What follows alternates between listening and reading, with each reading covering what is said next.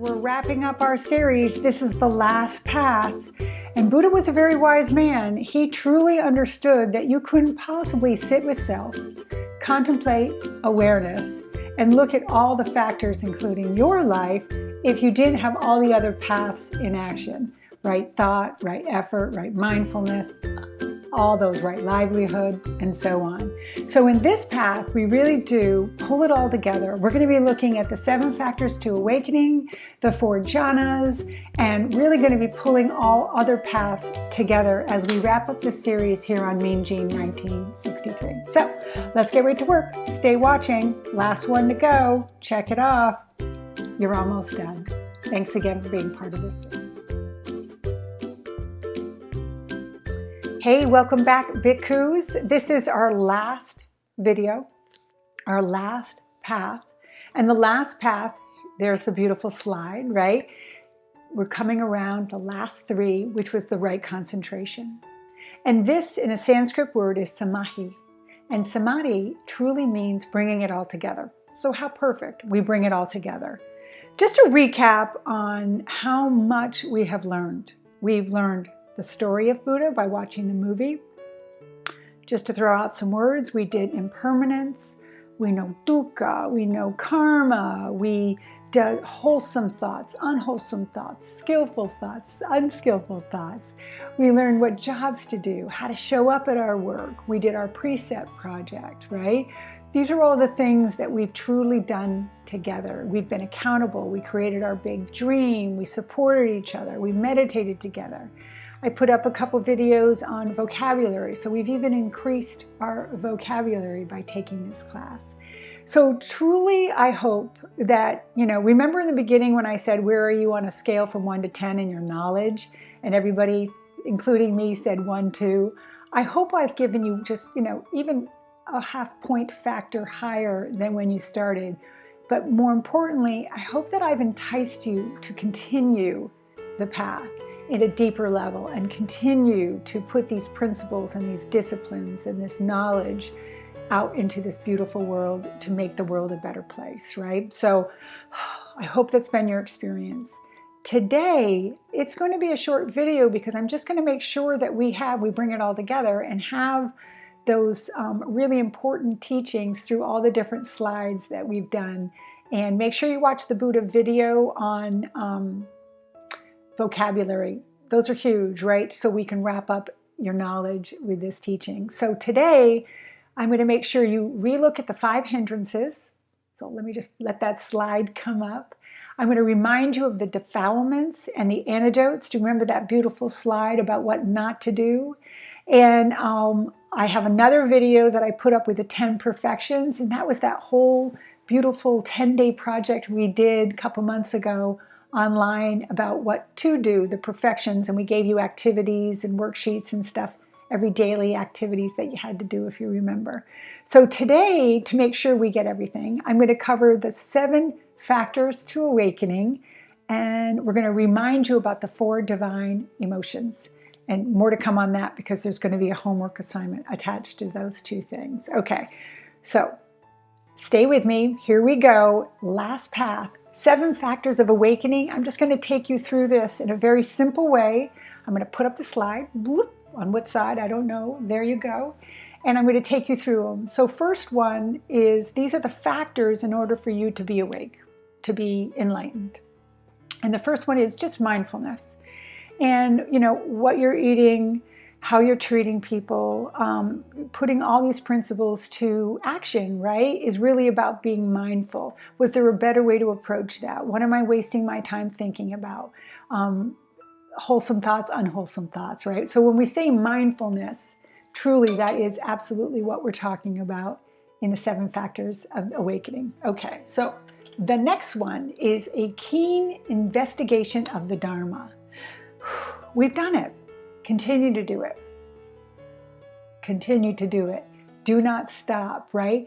One of the things that I loved about learning about this is that, Buddha never said, follow me, I know all, leave that religion and do what I'm doing because I know better than anybody. He never said that. In fact, he says what I will say to you today, and that is investigate it for yourself. If you've taken this class and you've gotten nothing out of it, I guess my point is that's on you, because there's been plenty in front of you.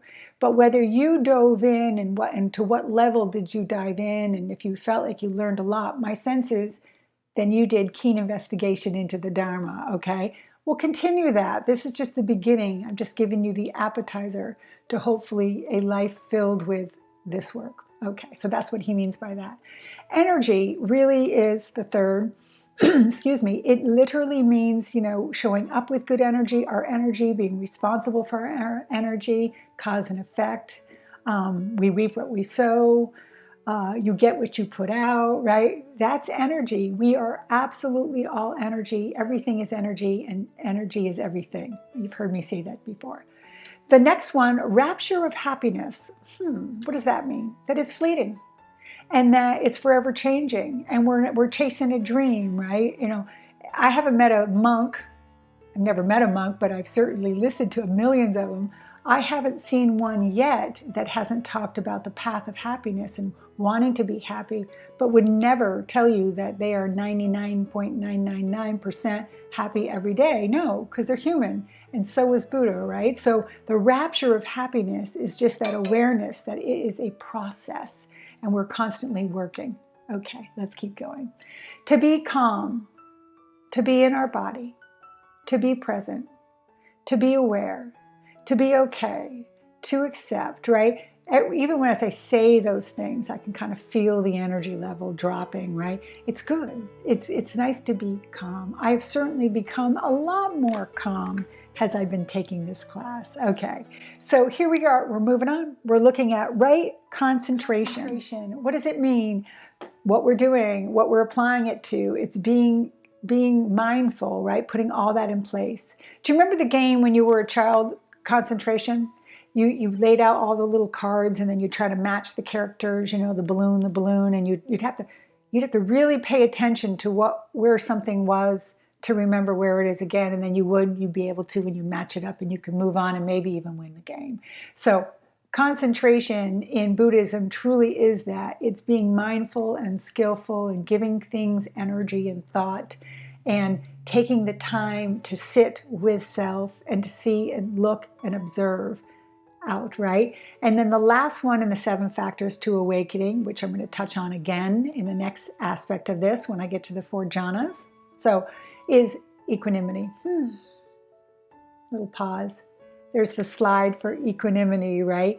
Equanimity, if you remember, it's not pushing, it's not clinging, it's not avoiding, it's not grasping. It's somewhere in that beautiful space in between, as you've heard me say so many times in this class. And I love that we have all struggled with this, and we will continue to. But now we know what we're looking for. When we say the balance between, or it's really, it's a great word, don't you think? Okay, so let me finish with my attempt to explain the 4 jhanas to you. And I'm not going to go into each one of the jhanas, but I'm going to tell you the premise of a jhana, and then hopefully it'll make sense to you. And then I'm going to end with giving you your homework assignments. Yeah, there's more than one. And I have a little surprise at the end of this video. So the 4 jhanas. Instead of going into 4 details, here's the slide, okay? I'm just going to tell you my understanding of what the jhanas are. So I will tell you that there's 2 stories that you've heard. So let me remind you, in the beginning of Buddha's life, he was playing out at the playground, or he was at a festival, I think the story is, and he, got into this kind of meditative state. And my understanding is, someone might have tapped him and said, "Hey, we're leaving now," and he kind of realized, where was he? He knew he was just kind of thinking and like staring off into space, but he was there, but he wasn't really there. That to me is when Buddha, and in the story, Buddha says that's when he reached the first jhana. And then he never got back there until he started, after he left the palace, and he started traveling with the ascetics and working with all the different gurus at that time to become enlightened, right? Because he was on his path at that point. He was always trying to get back to that, but he realized that was something that happened just kind of naturally without giving it a lot of energy. So, AKA the first jhana. And as you remember in his story, he went out and he tried with so many different people to reach, and they were trying to lose their bodies, and they were punishing their bodies and said, well, it's their bodies that kept them here. And if they could just lose the feeling of their pain, then maybe they could become enlightened. And that didn't work, right? All these were steps and aspects or gates or levels, or I'm trying to think of other words to explain a jhana. And then remember at the very end in the fourth jhana, he said, I'm not getting up. I kind of know what I need to do. I have the first couple levels. I'm kind of getting there, but I'm not. And I'm staying right here underneath this Bodhi tree until I become enlightened. And if you remember from the story, Mara showed up, the temptress, the goddess of temptation, and tried to lure him away to not become enlightened. And as you know, the story ends with he became enlightened. Hence the reason we're doing this work, okay? So jhana, my definition, don't get upset with me if it's not how you understand it, and if you have a better explanation, then comment below. I would appreciate the learning. That is my understanding, that it truly is that whole cultivation, contemplation, state, level of deepness that we can get to, which is at the very end, the fourth jhana, truly is equanimity of the mind. And now that we know what equanimity means, imagine that in the mind, right? That actual state. Okay, we'll call it bliss. Okay, that's it. Last thing I need to tell you is your homework assignment. Okay, so not going to say your name on this video, but I am going to post it on Facebook. And there are the 4 divine emotions. So there's the beautiful slide to the 4 divine emotions. And we're going to spend the last 30 days doing 4 different types of meditations. And you in the group are going to teach us about these 4. So below is your partner. Contact your partner. Say, what do you think G wants us to do here? Come up with a creative way to do it. I'll give you an example, it'll make sense. There's 4 divine emotions, right? There's love and kindness, compassion, joy with others, and equanimity. Okay. I'm going to break you up, and let's say Deb and I have love and kindness. We're going to focus on what does it mean to do a love and kindness meditation. They're out there, and there's specific things for how we did it. In fact, we did one in class, right? But we're going to find different types of those meditations, and we're going to be responsible for posting them for you. But Deb and I are going to partner up and also kind of teach you what the meditation is around love and kindness and what factors it should have and what the principle of it is, and so on, right? So 3 other people are going to do compassion, 2 other people are going to joy with others, and the last one's going to be equanimity. So by the time we finish, we will all work together as a group to learn the different types of meditations. And why? Because the last path is all about right concentration. So yeah, you guessed it. We're going to be meditating quite a bit in the last 30 days of this class. Okay, last thing and then I'm done. Your homework is to come to this class with somebody that you know in your community who would benefit from some group effort from us, from the Sangha. Okay, could be somebody needs a makeover, somebody needs food, could mean someone needs their shrubs pruned, whatever. There's so many people out there in need, and I would think with the 17 to the 30 people in our group that we could come up with someone in our own community that might use a little love and care. And our job is to create either a couple of those, one of those, I don't care how we do it, just that we come together as a group and we do some community outreach to that person that we've decided. And that's how we're going to end our series. Ta-da! I think that's a nice way to end. I think it's a nice way to end this video with that thought. And I'm going to tune out, finish up, and I'm going to let you continue to watch. My secret or my surprise for the end of this video is that I actually contacted the Buddha, and he was willing to do a telephone interview with me. So I have pre-recorded that. So the video is going to turn off and you're going to hear a conversation that Buddha and I had. Yes, the very own Buddha. And he's going to explain the 4 jhanas to you. So that's the way we're going to end. Love and light. Love and love you all. So this is Jeannie Namaste, Satnam Bhikkhus. Thanks for being part of the Sangha. Thanks for being part of our community. Continue your path. Continue your work. Continue to dive deep into the Dharma. Keen investigation. I love it. Have a great day.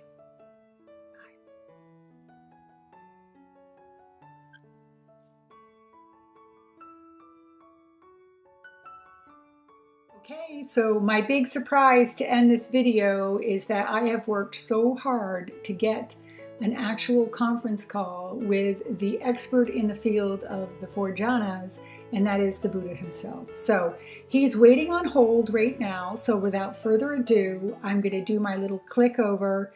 You're not going to be able to see him because, well, first off, in India right now, it's 2 o'clock in the morning, and he is woken up at the Sangha to be with us today. So without further ado, let's get Buddha on the line to explain the four jhanas for himself. So bear with me. Hello? Hey, Buddha, this is Jeannie. Thank you so much, Satara Gataman, for being part of our conference and a part of this web series that we're doing here on Mean Gene 1963. So thank you again. Oh, gee, it's my pleasure to be here. So, I'm sorry. Go ahead. There's a little time delay in our talking. So, were you going to say something and I just cut you off? No, it's 2 o'clock in the morning, but I know you're on a time schedule here, and I'm telling you, it's a pleasure to be here with you and your class. I understand you're teaching a class. Yeah. So we're on YouTube, and this is how we're taking this class. And then once a month they come to my house. So, were you able to connect to it, or do you guys have YouTube there? Or maybe you can watch this interview. Oh, Jeannie, do you know I actually follow your class on YouTube? Are you a subscriber? I am. I didn't know that. That is so awesome. Okay, so listen, let me not keep you any longer. I was curious, Buddha, if you could go into a little bit of detail on the four jhanas. It was just an area that I felt, go straight to you, and maybe it would be a better way to talk about this. So could you tell us a little bit about the jhanas from your perspective? Well, the four jhanas, another word I would describe that would be the four immaterial spheres. Is that something, do you understand that phrase? Well, keep going. I'm going to see if it means a little more to me when you go. Jhana, where did the word jhana come from? Well, it's Sanskrit. It's a state of mind, actually, what it is. Okay. And I'll give you an example. And believe it or not, yes, I do drive a car. Oh. So you're going from point A to B, and you've probably done this before, when you've only gone down a mile, and all of a sudden you've made it to your destination. Go, oh my gosh, I don't remember anything of the drive. Yeah. Have you ever done that? Yes, I have. Actually, all the time. Too often, yeah. It's like you go out and then you didn't crash into anybody.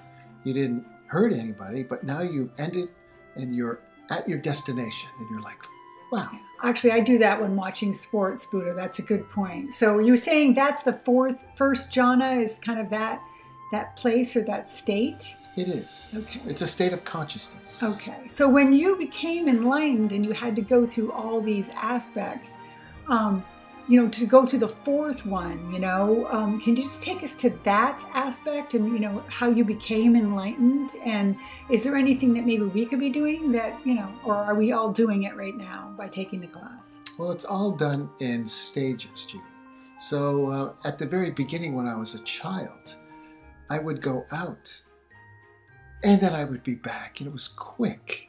But, by the end, one day I said, I'm going to get this down. So you probably understood the story of the Bodhi tree, yes. where I decided to sit under that tree until I got it. And you probably know that story, and I did. And once you're enlightened, Buddha, are you always enlightened? I mean, so are you just walking today as an enlightened being, and that's something you can never take away, or do you struggle with that today in your life?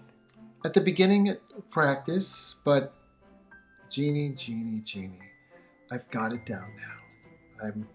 Do you think that we can also achieve enlightenment, Buddha? Is this something that we should all continue to follow your path, the Dharma, the teachings? Absolutely. Remember, it's not me you are following, but it's the teachings. You know, that is a great way to end this class. Thank you so much for coming on and being live today with us. So you've changed my life. So I know I'm not honoring you when I say that, but I'm just acknowledging your teaching. So thank you, and the class appreciates your time. Or do you have one more thing you'd like to say? One more. Over here in India, we have millions of people here. And could you tell me your YouTube channel over this so they would know? Yes, it is me, Jean, 1963. You put that in on a URL and you're good.